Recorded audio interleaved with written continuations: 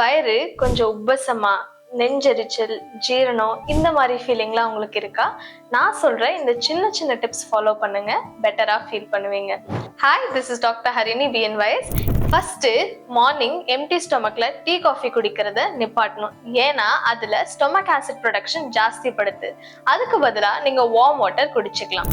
Second, நீங்க சாப்பிட்ற ஒரு மீலுக்கு அப்புறமும் ஒரு 10 மினிட்ஸ் சும்மா இங்க அங்க வாக்கிங் போங்க. அது இல்லாம மார்னிங் ஒரு 30 மினிட்ஸ், ஈவினிங் ஒரு 30 மினிட்ஸ் வாக் போகலாம்.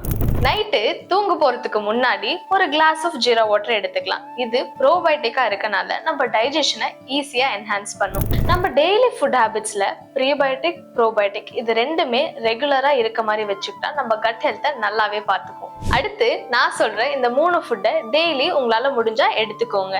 கொய்யாப்பழம், வெள்ளரிக்காய், முருங்கைக்கீரை இது 3 எடுத்துக்கிறதுனால உங்க டைஜஷனோ, உங்க நெஞ்செரிச்சலோ இந்த மாதிரி பிரச்சனைகளா நீங்க தவிர்க்கலாம். இந்த மாதிரி உங்களுக்கு ஹெல்தி டிப்ஸ் வேணும்னா நம்ம பிராணா ரிஹாப் பேஜை ஃபாலோ பண்ணிக்கோங்க.